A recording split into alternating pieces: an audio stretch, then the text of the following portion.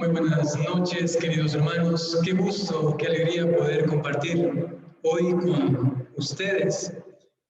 Hace una semana más o menos contactaron conmigo y me han dicho que les hable de algo, de lo cual yo solamente pude concluir a primera instancia: ay, el burro va a hablar de orejas, ¿no?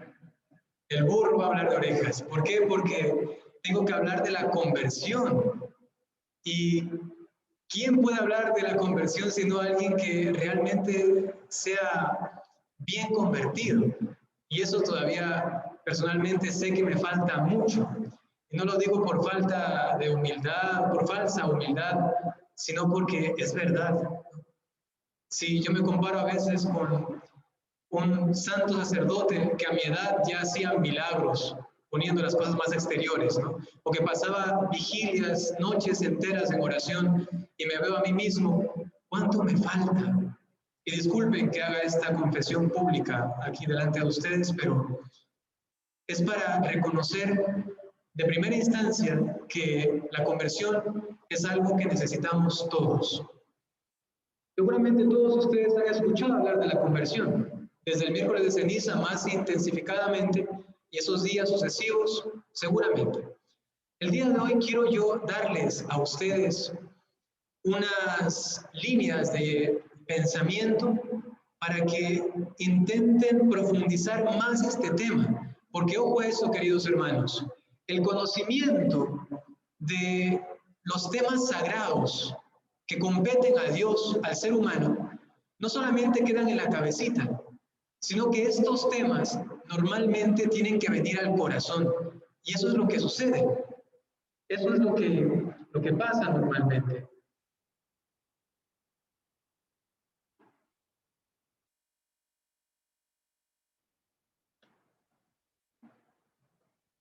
Ahora ya está. Es que estaba elegido otra cámara. Hola. Ya me ven. Muy bien. Perdón, un momentito. Hay que aceptar a las personas que están aquí.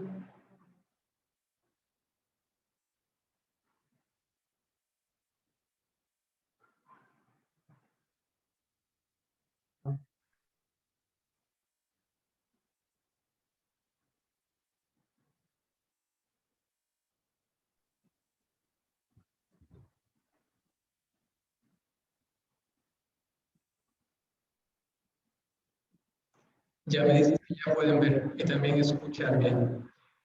Bueno, para las personas que ahora entraron, solamente voy a repetir brevemente lo que ustedes ya escucharon, y es que intentaré proponerles algunas líneas de pensamiento para profundizar este tema tan importante, porque el conocimiento de las cosas sagradas hace que nuestro corazón tienda hacia ellas. ¿Se entiende esto, verdad? Cuando uno mira un concepto hermoso, por ejemplo, de verdad, uno dice: ah, qué bonito, que ahora lo conozco, y siente que esa verdad como que le purifica por dentro, le da como luz, le corrige. En ese sentido, también una palabra, conversión, si ya de por sí nos dice tanto a nosotros, ¿cuánto más nos puede decir con esto que el día de hoy vamos a aprender? Comencemos con el término conversión en la Biblia. Normalmente hemos escuchado que siempre se utiliza el término metanoia. ¿Han escuchado alguna vez? Metanoia, ¿no? Pero también hay otro texto o textos que hablan acerca de la conversión y utilizan un verbo que es shub, shub, metanoia, y también un verbo que es shub, ¿no? Este verbo shub significa volver. Es cuando en la Sagrada Escritura se presenta a aquel que va a regresar, que retorna, ¿no? En cambio, el verbo metanoia implica conversión. La conversión de este verbo metanoia es una conversión de pensamiento. Es: yo pensaba y tenía mi estructura mental de esta manera, y ahora ha cambiado de una manera tan radical, porque como ha entrado Cristo en mi pensamiento, este me ha realmente desbaratado. Ha demolido el edificio de estructura mental que tenía y ahora me ha puesto uno distinto. Es algo que yo no sospechaba antes. dar la otra mejilla. Es una forma muy distinta de lo que nosotros naturalmente podríamos pensar. El verbo shub significa volver, regresar. ¿Se acuerdan del hijo pródigo? Eso es conversión. Ahí no dice que se convirtió. ¿Qué dice? Regresó a la casa de su padre. Y este verbo shub, que a veces no lo predicamos tanto, lamentablemente, ¿saben qué significa? Significa que uno tiene una nueva relación interior con aquella persona. Es una nueva relación. Es justamente el hijo pródigo, el hijo que se va porque tenía una relación mala con su padre y ahora regresa siendo otra persona. Sabemos que es la misma, pero interiormente ha cambiado. Estos dos verbos implican conversión para nosotros los cristianos. ¿Lo tienen captado? Ahora veamos qué es esto en una línea más concreta. Ya está la teoría, ahora veamos qué significa esto, ¿no? Cuando ocurre una real conversión, normalmente en el corazón humano suscítase arrepentimiento. ¿Por qué? Porque me doy cuenta que el camino que estaba tomando no era el bueno, era hacia los cerdos. Entonces tengo que regresar a la casa de mi padre. Me doy cuenta que la forma de pensar que tenía era errada. Tenía algo de lógica, algo de altruismo, algo de filosofía más o menos bien estructurada, pero luego me doy cuenta que no. Eso no estaba salvando a nadie. Eso no estaba ayudando a mi familia. Eso no estaba convirtiendo a nadie. Hay una forma superior. Es lo que luego dirá San Pablo, que tenemos que configurarnos con Cristo. Y en el capítulo 12 de la Carta de los Romanos, el versículo 2 dice que tenemos que cambiar nuestro pensamiento. Esa es la metanoia en esta acepción. Y mi pensamiento cambia a tal punto de que me doy cuenta que tengo que arrepentirme de eso que hice. Es lo que San Pablo dirá, esto para mí es esquílabo. Es un término griego que significa estiércol, significa caca. Para mí, antes de conocer a Cristo, mi vida era esquílabo. Normalmente se traduce en nuestros leccionarios como ¿qué? Basura, ¿verdad? Mi vida antes de conocer a Cristo era basura. Ya saben qué significa realmente, esquílabo. Entonces suscita en nosotros arrepentimiento. ¿Quién ha escuchado hablar de arrepentimiento? Todos. Y nos hemos llenado a veces la boca de esas palabras para mover a alguien a conversión, para suscitar en alguien arrepentimiento mismo. Para nosotros mismos nos decimos, ya arrepiéntete, hombre, ¿no? Deja de hacer eso que estás haciendo. Pero ¿sabían ustedes que el Catecismo de la Iglesia Católica hace una distinción oportuna entre el arrepentimiento perfecto y el arrepentimiento imperfecto? Eso es lo que suscita la verdadera conversión. Ojo a esto. La verdadera conversión nos da a nosotros el don de la contrición. La contrición es el auténtico y perfecto arrepentimiento. En cambio, existe algo que se llama atrición. La atrición, en cambio, es un dolor puramente humano. Es un cargo de conciencia natural. Es un me pesa por haberle ofendido a mi esposa o a mis hijos y esto me hace sentir mal. Eso es pura atrición. Y a veces pensamos, estoy convertido porque tengo atrición. No, no, no. Por ejemplo, yo a veces lo veo, no quiero generalizar, pero a veces lo veo de alguna forma y ya van a entender por qué. En esos retiros de conversión, que son fuertes, ¿no? Y una persona, por ejemplo, yo me acuerdo, yo hice el retiro de Juan 23, yo me subí en una tarima, arriba había como unas 800 personas, me pasaron el micrófono y me dijeron, ¿de qué quiere pedirle perdón a su familia? Y comencé a decirle, le pido perdón por esto otro, ¿no? Yo dije, ahora sí mi vida va a cambiar. Lo que hoy puedo decir de mí y de algunas personas es que lo que ocurrió allí fue mera atrición. Porque me dolió mucho. Le propuse muchas cosas a mi familia, a mis amigos, inclusive a Dios. Pero saben, eso se iba desinflando. A las semanas se iba desinflando. Cuando hay contrición, es otra cosa. ¿Qué es la contrición? Porque uno puede decir, pero bueno, es que sí me duele ofenderle al pobre, al desvalido, me duele ofenderle a mi esposa, me duele ofenderle al vecino, a mi compañero de trabajo.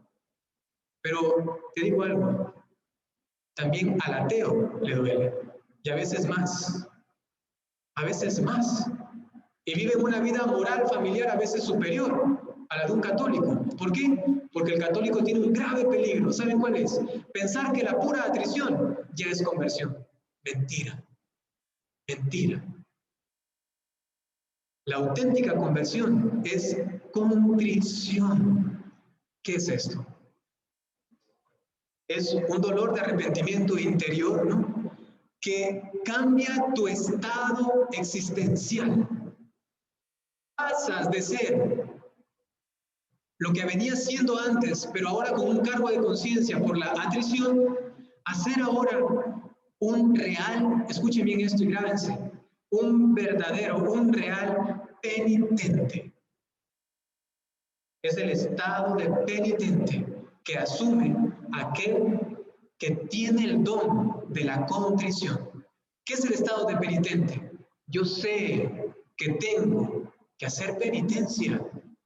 Una de las expresiones más claras de mi conciencia de la ofensa a Dios y el dolor que hay en mi corazón profundo, que me ha cambiado mi estado existencial, vital, es el que la penitencia se vuelve algo para mí también.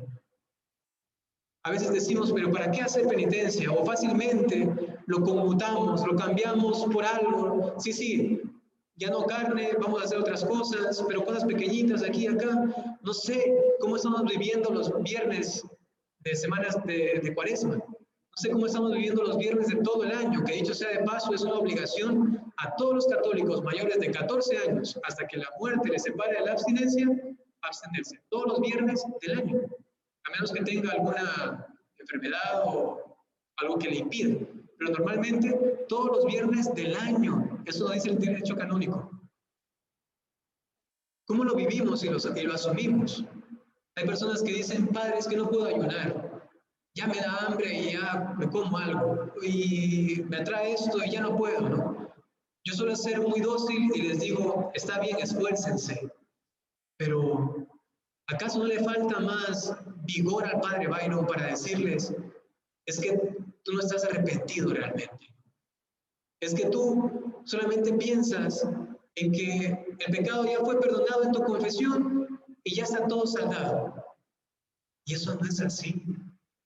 ¿Cuánto más falta después de una confesión? Porque la confesión requiere de nuestro quehacer la reparación del mal que hemos hecho. ¿Y cómo se reparan las cosas espiritualmente? A través de la penitencia. Hermanos, ¿cómo entienden ustedes lo siguiente? Yo les pregunto, que una mujer haya dicho, si hubiese sabido quién era mi Dios y qué podía hacer conmigo, le hubiese pedido toda mi vida dolores, sacrificios, y escuchen bien esto, enfermedades.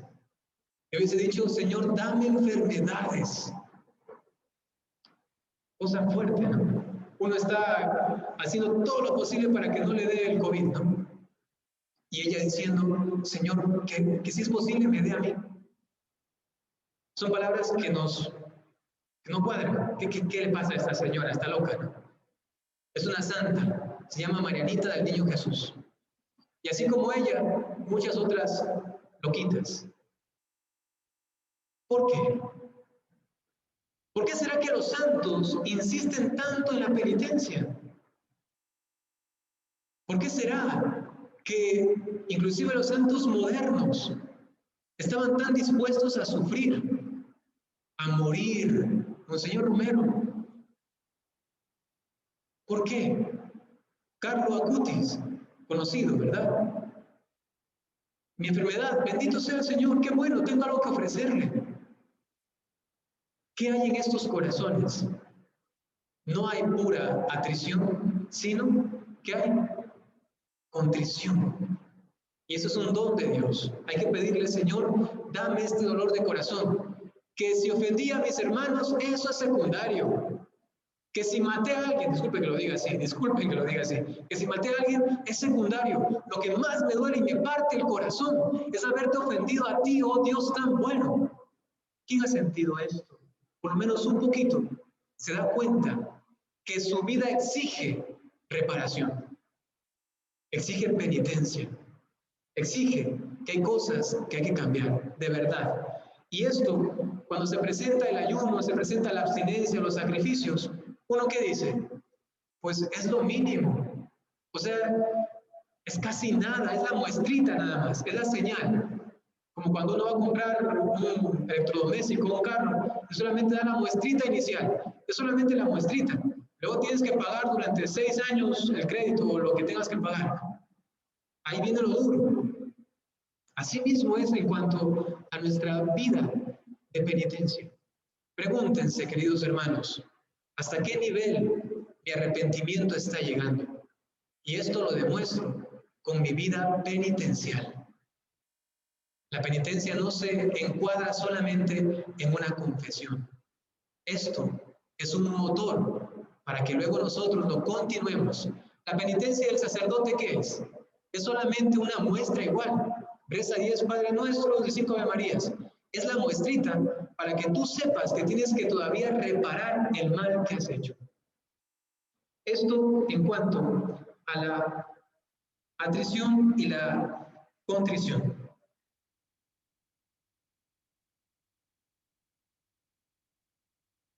La verdadera contrición, que es el arrepentimiento perfecto, hace que en nosotros se suscite algo que se llama la detestación de los pecados. Siguiente punto, detestación de los pecados. Esto es la unión de todas mis fuerzas interiores, pensamientos, memoria, voluntad, sentimientos, todas mis fuerzas interiores, atención a esto, que repudian completamente, totalmente, como si fuese algo peor que asqueroso, el pecado. Si por ejemplo en nosotros se suscita esto, pequé, está mal, cargo de conciencia, voy, me confieso, salgo, pienso en eso y digo, quizá otra vez, ¿por qué no una vez más? O el corazón se te acelera y dices, sí, pero no es tan malo. O te comienzas a justificar de alguna manera. ¿Qué significa? Que toda esta potencia interior que tienes aún no detesta ese pecado. Una señal de verdadero arrepentimiento es la detestación del pecado. ¿Qué tenemos que decir?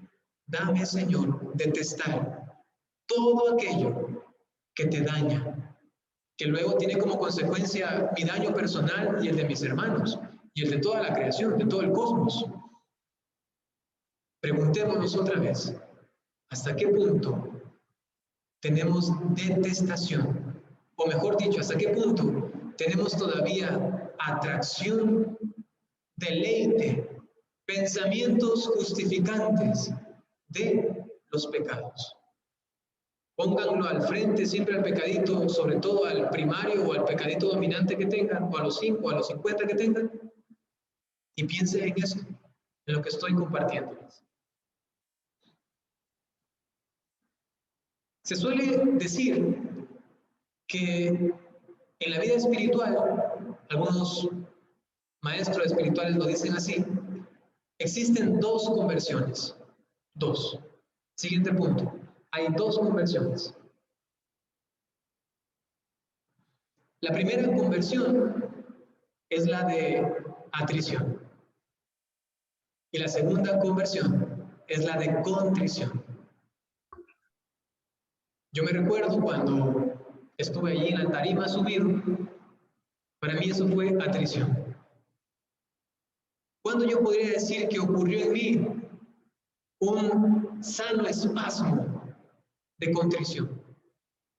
Cuando un día yo descubrí, era tan ignorante en la fe, tan ignorante, que me decían, ahí está el Santísimo, anda, adóralo. Y yo miraba, estaba ahí expuesto, por ejemplo, yo miraba y decía, ¿y dónde está? Y veía una cruz que estaba arriba y decía, ah, ese es el Santísimo. Y yo adoraba a la cruz, porque no sabía. Un día me hablaron acerca de la Eucaristía. Ahí está Dios, así de sencillo. Ocurrió en mí una luz de inteligencia, de entendimiento de este misterio y a la par un amor, un afecto incontenible. No supe qué me pasó, todo fue pura gracia. Miré, ahí estaba el Santísimo, ya me dijeron que en ese pancito redondito, blanquito, me dijeron así, ahí está Dios, ahí está Jesucristo, el que murió por ti, el que te salvó. Wow. Fui, me puse de rodillas y estuve 3 horas de rodillas y no me di cuenta. Había más o menos unas 100 personas en ese salón. Yo no sentía a nadie, no percibía a nadie, ¿no? Para mí estaba solo Jesús. Yo estaba como atontado, embobado, contemplándolo y así, solamente lo miraba así. 3 horas de rodillas. Me enteré porque luego pregunté. No sabía que había pasado tanto tiempo. ¿Saben qué ocurrió en mí? Es un pequeño espacio sano que ocurrió en mí. No digo que ya haya tenido esa segunda conversión perfectamente, pero pienso que tiene mucho esto que me ocurrió. Miré a Jesús y sin más, solamente en esta contemplación de ese tiempo, lo que pasó fue que tenía, lo tengo todavía, gracias a Dios, un deseo ardiente, ardiente, pero una cosa incontenible, de entregarme a Dios. Yo no sabía de dónde venía, pero la palabra santidad, santidad, santidad venía. Como María, así. Ser santo, santo, por amor a Dios y entregarme por completo a Él, como María. Así de sencillo, así de simple, así de arco, así. Solamente eso. Y por fin, después de muchos meses, entendía qué significaba haber ofendido a Dios. ¿Saben qué? Desde mi atrición primera, yo todavía decía muchas malas palabras. Yo era una metralleta para decir malas palabras. Uy, no se pueden imaginar. En esos meses que tuve de atrición solamente, yo seguía diciendo malas palabras. Yo seguía viendo cosas que no debía.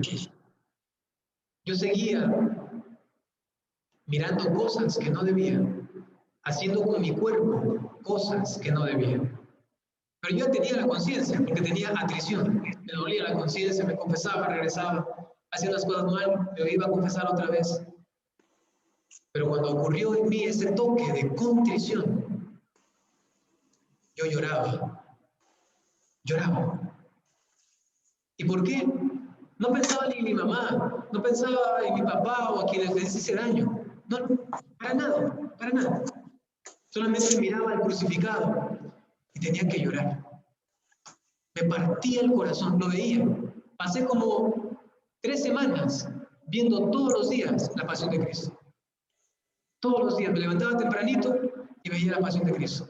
¿Y saben qué? Lloraba. Todos los días lloraba, lloraba. Hacer penitencia, que les comparta un poquito de mi vida. Es que no tengo a quién más compartirlo. No, disculpe que les diga esto, pero es para que un poquito lo entendamos, quizá con algo que me ocurrió a mí en un momento de mi vida, que ha sido pura gracia de Dios. Y sencillamente, o sea, yo hacía casi ayuno todos los días. Eso se fue como moderando, equilibrando, y no lo he dejado de hacer. Hasta ahora ese impulso fuerte primero me ha traído hasta aquí. Hasta aquí. A través de un sencillo momento en el cual yo solamente le dije a Jesús, si tú estás allí, aquí estoy. Es el diálogo más sencillo, más simple de amor que puede tener el alma con Dios. Y Él actúa. Mi primera conversión en ese retiro, pura atrición. Mi segunda conversión, por lo menos el inicio quizá, se ha dado en la adoración al Santísimo, que me cambió tanto. Les decía que yo tenía todos esos otros pecados, ¿no? Después de eso, créanme, seguramente no me van a creer, pero créanme, después de eso, nunca más.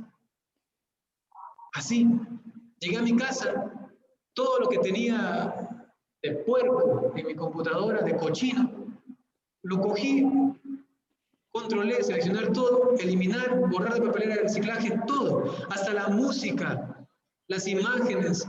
Yo tenía hasta inclusive cierto vicio, no que cierto vicio, yo era vicioso también en los videojuegos. Todo eso se fue. Antes no saben cuánto me costaba. Yo era así que no puedo. Y me justificaba. Pero con ese momento, ¡pum! Y pienso yo que como Santa Teresa de Ávila, ¿sabían ustedes que Teresa de Ávila pasó 17 años, sus primeros 17, 18 años de religiosa en el convento carmelitano? Lo pasó, con palabras suyas, desperdiciando el tiempo. Desperdicié 17 años, 18 años de mi vida, decía ella. Porque solamente le llegó la contrición cuando miró a Cristo, ahí en contemplación, pensando en la pasión, miró a Cristo en el patíbulo, siendo azotado. Eso le cambió. Después de 17 años de vida religiosa. Luego, ¿qué pasaba con ella? Decía una oración, rezaba el Pericreatus, Espíritus, o decía Padre Nuestro, y ya quedaba anonadada, ¿no? Ah, mi Dios, mi Señor. Prefiero morir antes de cometer un pecado venial, ¿no? Primero morirme. Esa es una oración que ha comprendido este misterio de la conversión. Ojalá que alguno de ustedes hoy diga eso, ¿no? Prefiero morirme. Señor, dame la muerte, por favor. Que me muera, por favor. Pero que no te ofenda ni siquiera venialmente. Dame la muerte, por favor. Eso lo dijo Santo Domingo Sabio. Son palabras de santidad, son palabras de personas convertidas. Y también pueden preguntarse, disculpen que los cuestione tanto, pero eso es lo que hago normalmente. ¿En qué punto estás? ¿En tu primera conversión? ¿En qué punto de llegar a la segunda conversión? O quizá has tenido esa experiencia de segunda conversión y sabes a lo que me refiero.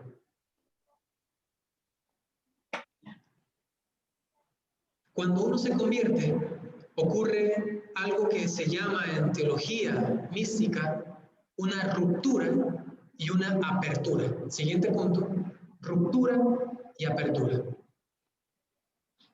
Hay básicamente 4 rupturas. La primera es evidente, es la ruptura con el pecado. Es evidente. Es lo que se conoce en la Biblia como la amartía. Es el pecado. Que normalmente es violar una ley, amartía. Pero en la Biblia también existe otro término para denotar el pecado. Inclusive hay algunos, son como unos 8 términos que implican pecado. Pero hoy voy a señalar solamente 2.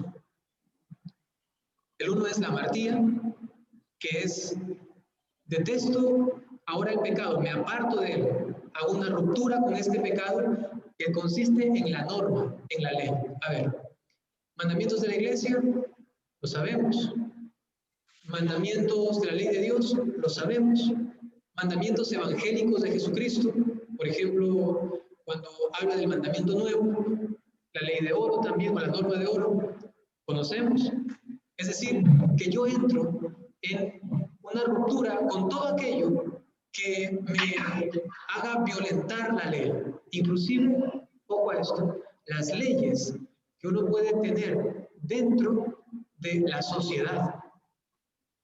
Dentro de la sociedad, que sean obviamente morales. Si hay una ley contra la vida, pues ahí tienes tú que irte contra esa ley. Porque, por ejemplo, aplican el aborto y tú sabes, eso yo no voy a aceptar, es claro. Pero luego todas las leyes, las normas que son moralmente correctas y que están en función del bien común, uno tiene que cumplirlas. Esto, por un lado. Por ejemplo, yo no uso mascarilla y ya pueden decir, el padre no está cumpliendo esa ley. Pero también la OMS dijo que utilizar mascarillas no era tan recomendable, ¿no? No sé si estuvieron al tanto, pero en ciertos momentos ponían una ley, luego decían otra cosa, otra cosa, otra cosa. Siempre están cambiando. A la final, los científicos han dicho, esto no es sano. Obviamente que aquí es bueno que lo tengan, ¿no? Si es que tienen esta susceptibilidad en cuanto a esa situación actual. Pero, por ejemplo, yo no sé, hay confesiones y ya han dicho que tienen que estar a 3 metros de distancia, ¿no?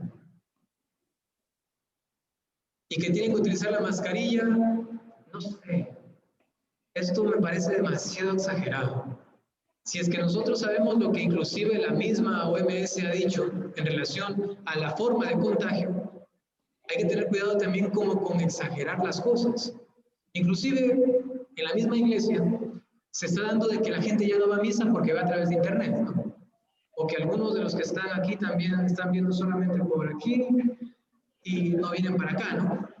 Y a veces se da ¿por qué? Porque uno se pone como normas, o ha escuchado por ahí que dice, ¿no?, que el virus vuela, ¿no?, que va por ahí, en el aire. Eso no tiene nada que ver. Yo estuviera contagiado 10,000 veces, ¿no?, y me he hecho la prueba algunas veces. Nada. Solamente hay que tener la norma clara, lo que pone la ciencia clara, ¿no?, en relación a esto, para hacer las cosas bien. Por ejemplo, de aquí hasta allá yo no les voy a contagiar. Y por eso es que tranquilamente me saco la mascarilla. Inclusive cuando celebro la misa, yo celebro sin mascarilla, porque aquí está el presbiterio y la asamblea está allá lejos, ¿no? ¿A quién voy a contagiar? A la mosca que por ahí pasa. ¿A quién voy a contagiar? A lo sumo al monaguillo, pero el monaguillo está también enmascarado y viene y se va rápido, así que no pasa nada.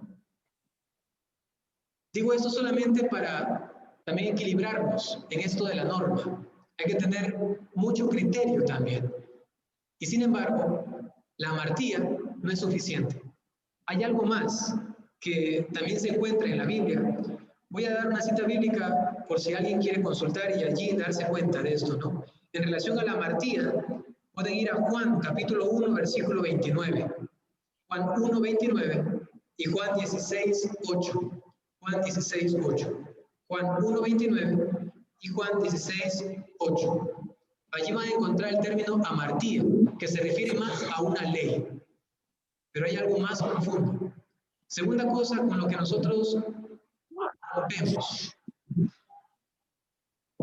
1, 29 y Juan 16, 8. Hay algo todavía más fuerte. ¿Saben qué significa? Obviamente, autonomía, ¿verdad? Yo quiero ser autónomo. Este término, nomía,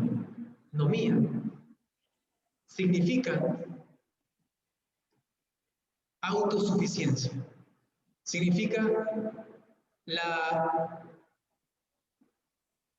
el reposar y el basarme solamente en mí. Yo solo. Esto es nomía.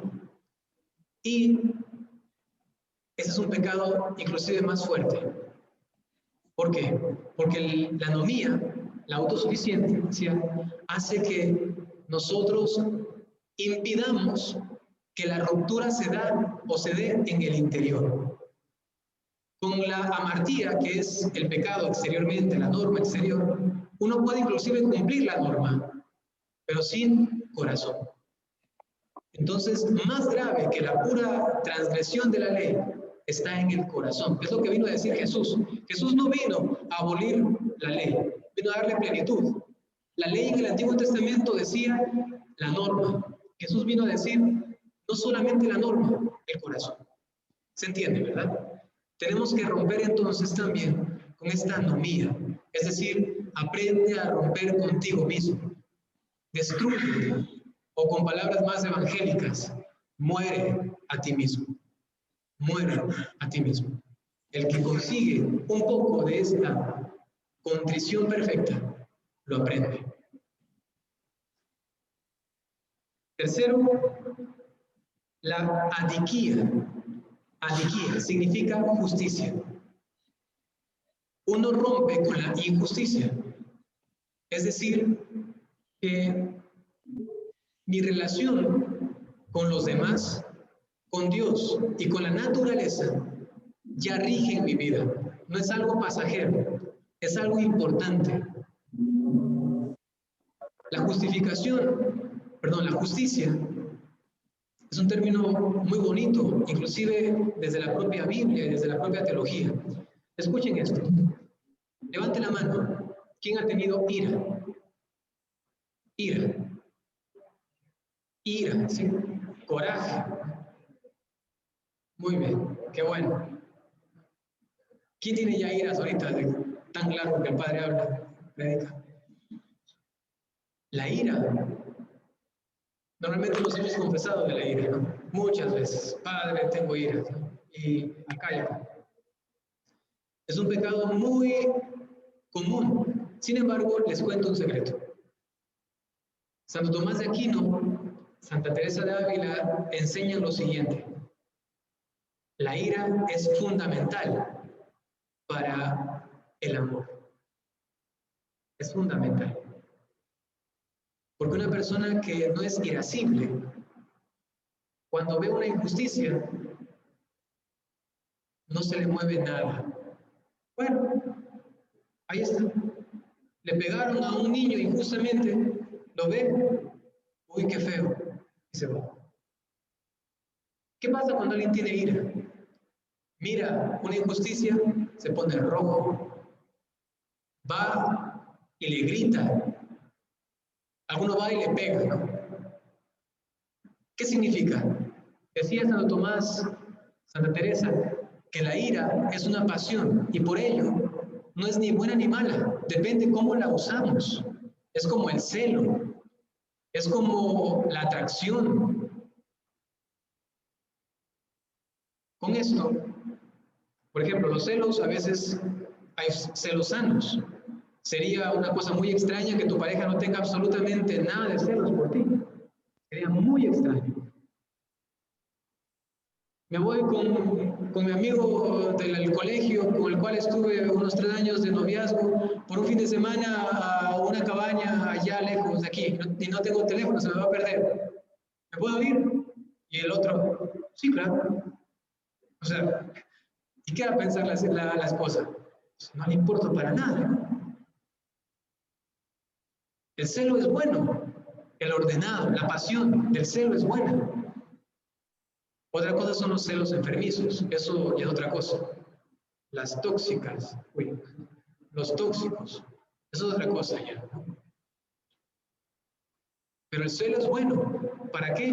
Para la justicia, entre otras cosas. Porque la ira es el motor de la caridad. Cuando uno tiene ira, se da cuenta de la injusticia social o de la injusticia eclesial, espiritual, religiosa. ¿Y qué hace? Yo no me puedo quedar así, hay que hacer algo.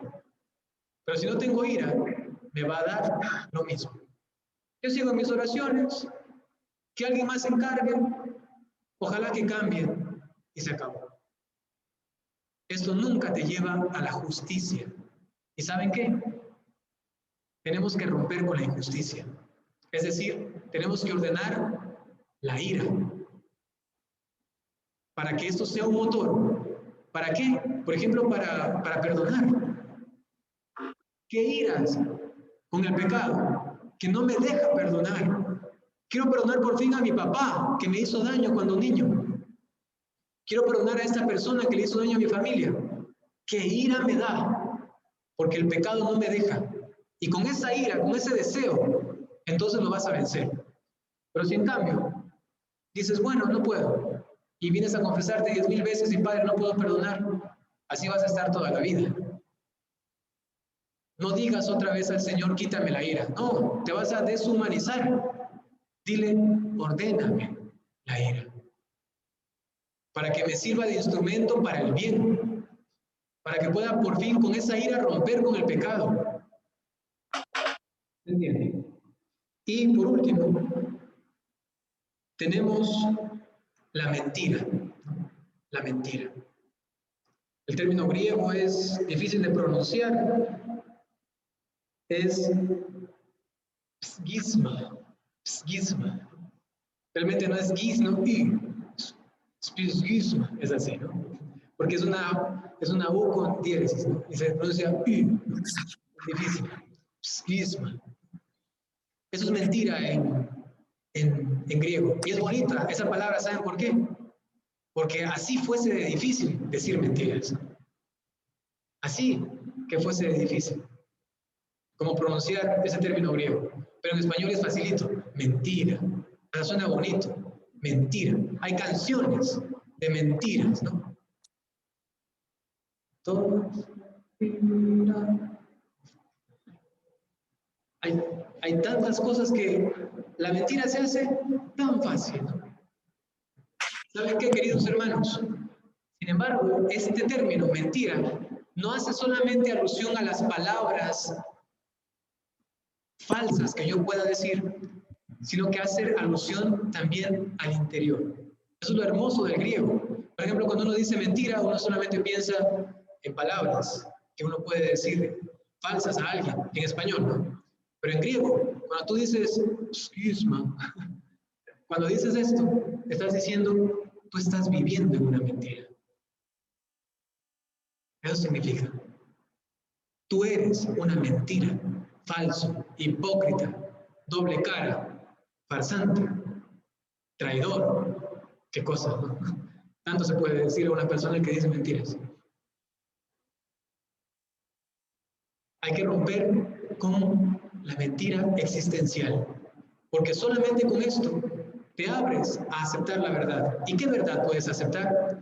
Ojo a esto. Hay cosas que nosotros no entendemos.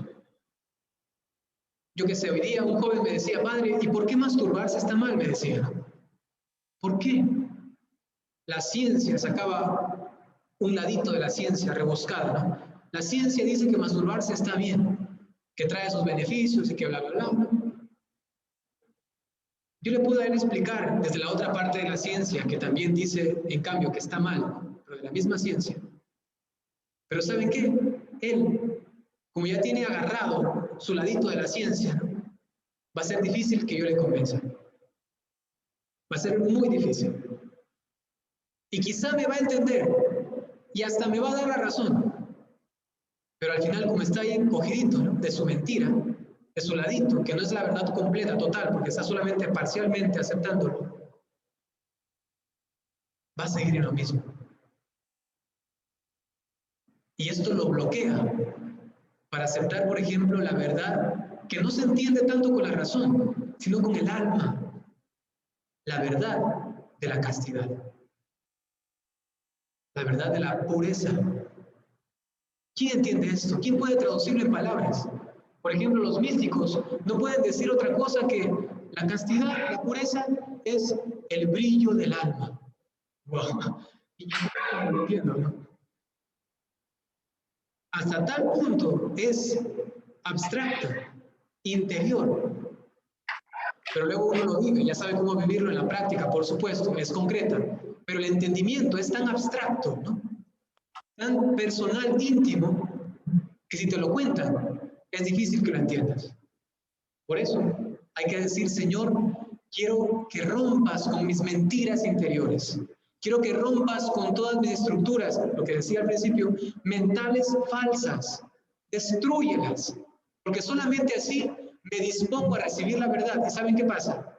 No tanto por el entendimiento, sino por adentro, en el alma, uno comienza a entender. Y aun cuando ahora toda la ciencia me diga que eso es otra cosa, yo sé que eso no es verdad.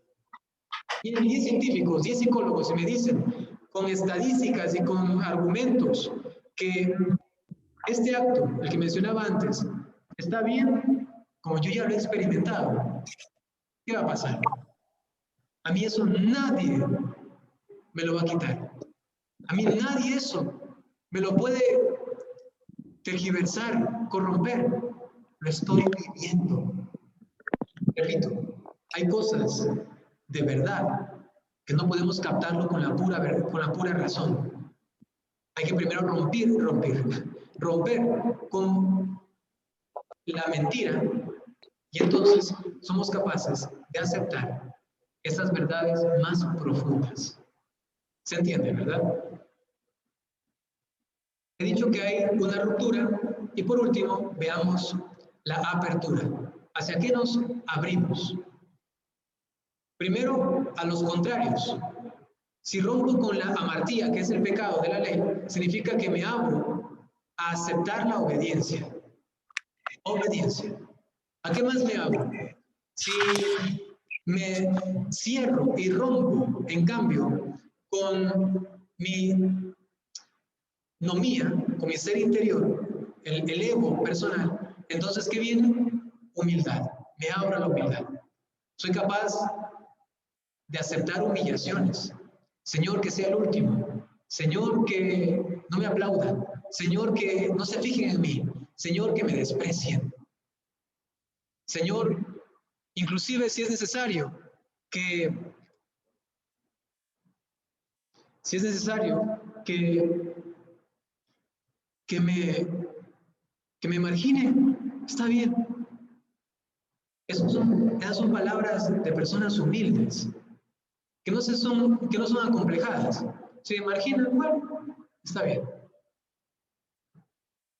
Es otra forma más hermosa de sencillez. Si rompemos luego con la injusticia, tenemos que estar abiertos a la justicia. Si rompemos con la mentira, nos abrimos a la verdad. Y esto trae una apertura otra vez, así amplia, amplia, ¿hacia quiénes? Hacia los demás, hacia Dios, inclusive hacia la naturaleza y obviamente hacia nosotros mismos, nuestra historia. Cuando estamos tan así abiertos, somos capaces de amar, de aceptar, de justificar, de reconciliar. Somos capaces de ser Cristos aquí en la tierra. Esa es la conversión. En definitiva, esa es la conversión. Es configurarme de tal manera con el Señor que ya no soy yo, es Él quien vive en mí. Queridos hermanos, eso es lo que el día de hoy quería compartir con ustedes. No sé si alguno de ustedes tiene alguna pregunta. Realmente es como amplio, ¿no? Desde donde hemos salido hasta donde hemos llegado, ¿no? Discúlpenme si les he dado mucho contenido, pero eso también es bueno, ¿saben para qué? Para que luego ustedes vayan y comiencen a profundizar. Hay cosas que no entendieron o que yo dije mal, que me trabé o muy confuso, pero como tienen ahí los conceptos, luego esto significa. Esos temas que les he dado inclusive se podrían aplicar en todo un retiro. Primer tema se pone, ¿qué significa conversión, por ejemplo? Que ustedes ya lo saben, ya lo anotaron algunos. Segundo tema, ¿qué significa la contrición y la atrición? Y eso profundizarlo y todo lo que hemos visto. Ahora quisiera saber si ustedes tienen alguna pregunta o algo así, porque me gusta responder preguntas. Tal cual, como escuchan. Exactamente. No mía. No sé si tienen alguna preguntita o las personas que están aquí en el virtual, si tienen alguna pregunta pueden hacerla.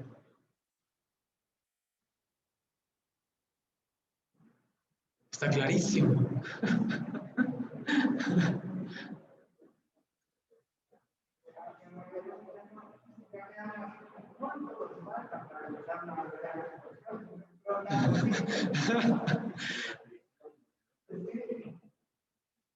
O sea, por ejemplo, como sacerdote, ya que tengo la oportunidad también de estar con ustedes, de mi experiencia, cuando las personas se confiesan, yo solamente veo muchas veces, pocas veces, contrición y muchas veces solo atrición. Gracias a Dios, la atrición, gracias a Dios, la atrición es suficiente para la salvación. La atrición. Pero es para los que pasan arrastrándolo. Purgatorio, unos cuantos miles de años. Pero eso no es de los amantes. Los que aman quieren lo mejor, lo más grande, lo más perfecto. Hasta en los detalles se preocupan. Por eso hay que saber la meta. Por lo menos quizá pienso que todos nosotros la atrición la hemos saboreado. Es hasta humana. Pero ya sabes cuál es tu meta. Señor, contrición, deseo contrición. Deseo esa segunda conversión. Y aquí tiene como efecto todo lo que hemos dicho. Entonces vienen personas, se confiesan, y yo les digo, ¿y qué más? Y siempre piensan en la ofensa al hermano, que está muy bien, pero yo a veces como que digo, por ahí le falta algo, ¿no? Ahí le falta que la persona diga, Dios, Jesús, lo estoy dañando. Me hago entender, ¿verdad? Que el corazón, el pensamiento sea Dios. Y a veces a los niñitos no les enseñamos esto. A los hijos no les enseñamos. Tiene que confesarse porque usted hizo mal eso, y eso, y eso, y eso. Nos quedamos en pura amartía. Solamente la ley, la ley, la ley. Y no vamos hasta adentro, la anomía, adentro, el corazón de estos niños. Si se va a confesar, mi hijito, dígale al Señor que le duela el corazón, porque usted lo está matando en una cruz, ¿no? Eso decían antes los abuelitos. Ahora solamente lo que has hecho. Y como le metemos demasiada psicología a los niños también, ¿no? Como el psicólogo dice que esto va a perjudicar en esto, y luego cuando seas grande vas a tener problemas con esto otro. Puros términos humanos. ¿Y Dios dónde está? Y el que muere en todo esto, ¿dónde está? Y la víctima mortal de todo esto, ¿dónde está? Vamos a hacer una oración. Así sería. Hago una pequeña oración y luego continuar. Vamos a hacer una pequeña oración en esta sintonía de la conversión. Los que están en la casa, seguramente porque están sentaditos y no acostados mientras comen alguna cosa, sino sentaditos deben estar. Ahora se van a poner de pie también, como los que estamos aquí. Y vamos a hacer una oración.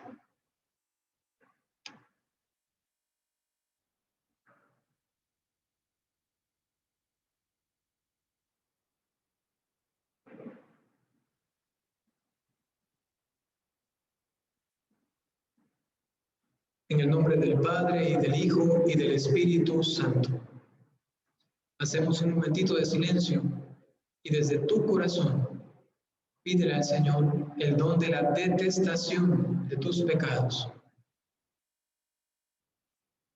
Entrega tus pecados a Jesús y mira la consecuencia de ese pecado. Es Cristo crucificado.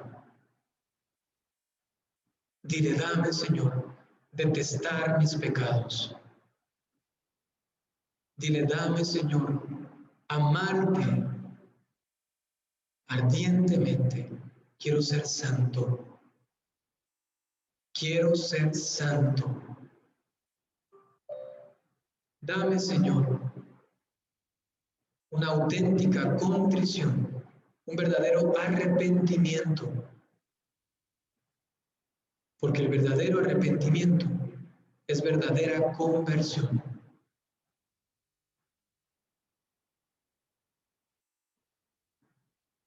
En silencio, pídele con todo tu corazón este don.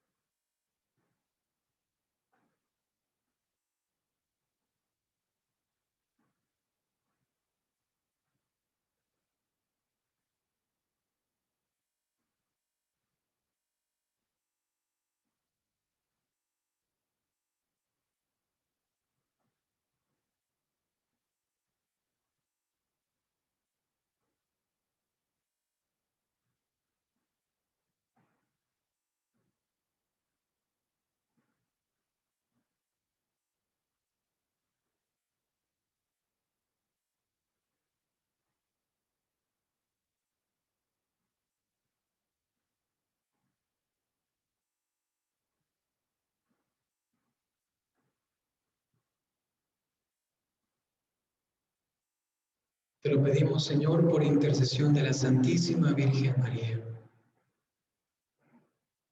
Dios te salve, María, llena eres de gracia, el Señor es contigo. Bendita eres entre todas las mujeres, y bendito es el fruto de tu vientre, Jesús. Santa María, Madre de Dios, ruega por nosotros pecadores, ahora y en la hora de nuestra muerte. Amén. En el nombre del Padre, y del Hijo, y del Espíritu Santo.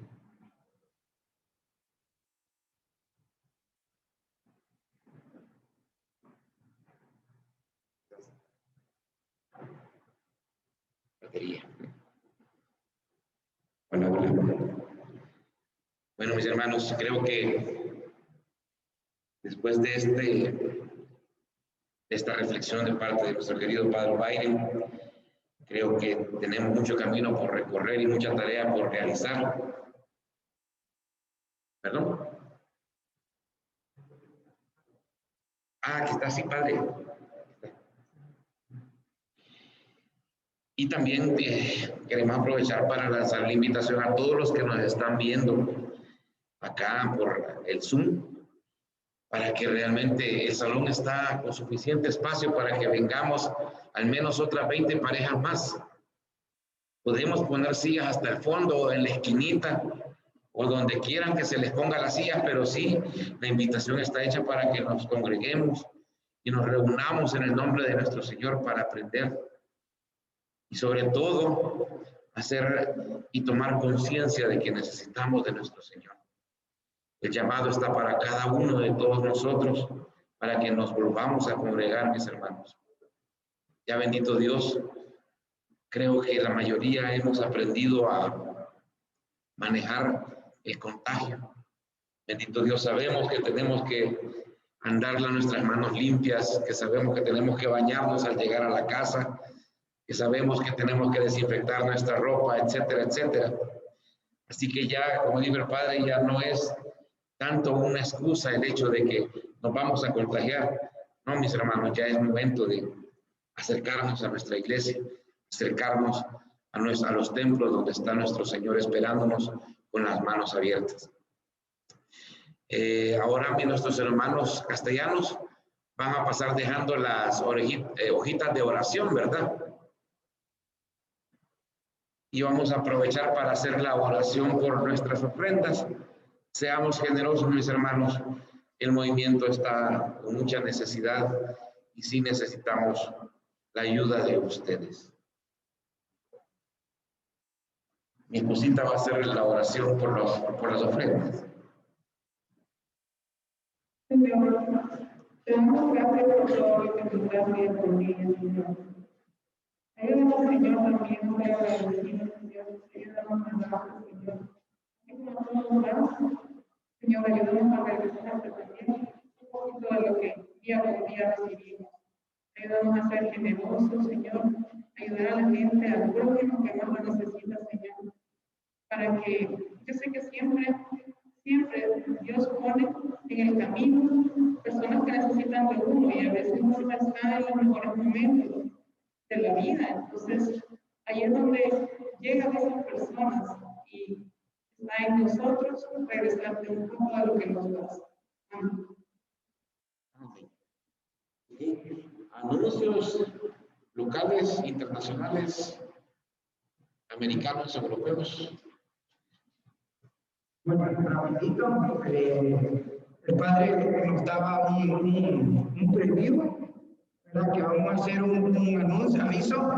El próximo 25 de abril vamos a tener un retiro de servidores aquí en el salón, ¿verdad? El retiro es Caminaré sobre las aguas y para la gloria de Dios y agradecidísimos con él, nos lo va a dar el padre Byron. Así que lo vamos a tener todo un domingo completo. Bueno, desde el sábado que se va a venir, los que queramos unirnos ahí a compartir con él, pues vamos a ver qué le organizamos también, ¿verdad? Para llevarlo ahí a compartir.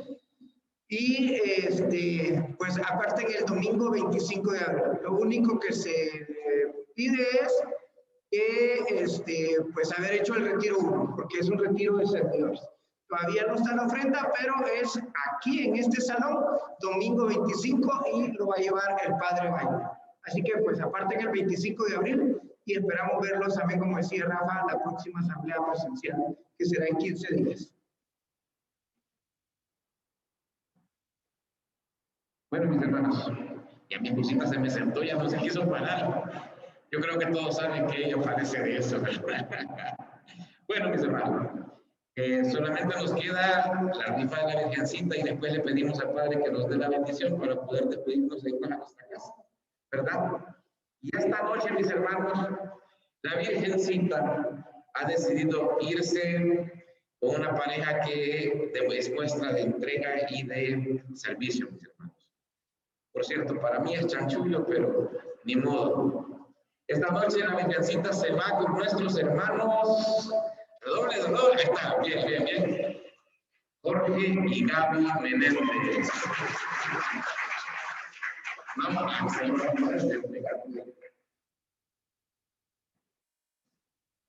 como diría nuestra hermana Carmen Lorena Pinto, chanchullo.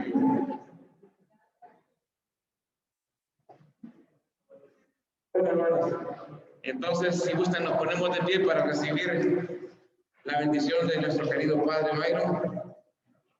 Y con eso cerraríamos nuestra asamblea.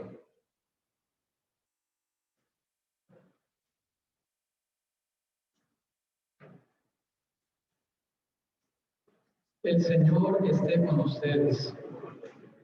La bendición de Dios Todopoderoso por intercesión de la Santísima Virgen María, San José y todos los ángeles y santos, en el nombre del Padre y del Hijo y del Espíritu Santo. Amén. Alabado sea Jesucristo. Por siempre.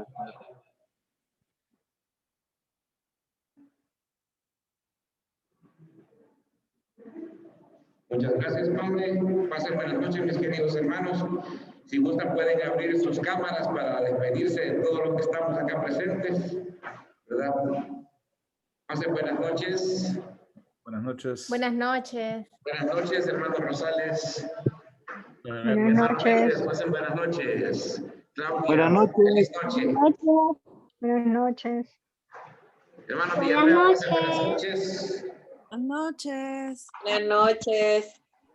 Buenas noches, hermanos. A Fiore, ¿qué tal? Mucho gusto. María Nelson, estate quieto.